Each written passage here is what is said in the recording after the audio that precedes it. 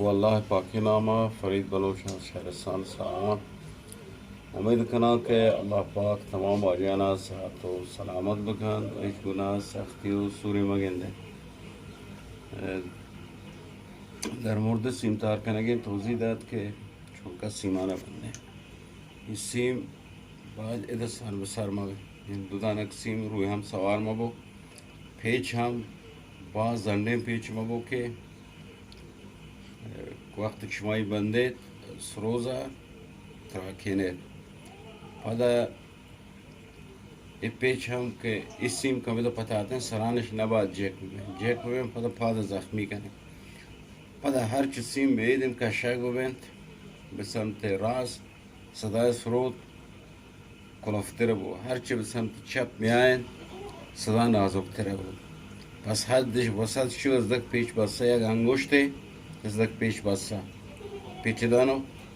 अंगुष्टे सीम बाद एदम बियाम व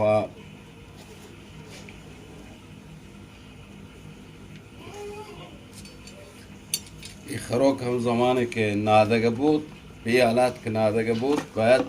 این جگه بیاد سری دار نباید سوار بود. حالا ما بهتیم خروقو که ته سرود منادیم اولین که کاری که ما کنیم این خروق باید تنک بود طریقه تنک کردن خراق چون که ما خرق کلوفتو نازک کنیم بیاد سنباده زوره این قسمتی را و سنباده تراشید تایشی که خروق تنک بود. الان هر سرود گفته یا خروقی وا الان ما دو دانه خروق آزمایش کنیم کجا خروق جواب دا همه خروق با ته سرود کنیم یک کناره یک کلیره یک دار و دارم فرق کنه هر داری یک آواز ما مثلا هر سرود یا خروقی زوره یک توی خروقی زوره یک کسانی خروقی زوره وپدا کمپیتش خروق بورید ارزین کو کچین دستگاه که اره کشی گویتی اره موی خروقا به حالت نادید اولی که بامو سو وقتی که بامو بورید خروق راس کنید بوریتی خب پدا پیتش دندانیان بوره یا کموکی کج کنید دندانیان حالت کشوی بورید تایشی که اودک سر سیما کناته نوه سیما حالت کشوی ته خروق کراوه حالا خروق که کم کلوفت و نازکی کنه نتایی که تستی کنه که باره چونکا جواب داد از دوستان توجه کنه سیم تار کنه که سروز به حالت سیم از دک رین تا ایدا یک وجه نباید گشتر ببین ایدا امتحام نباید سر بسر ببین اتیپو بام سراب بور رقبين وتئزل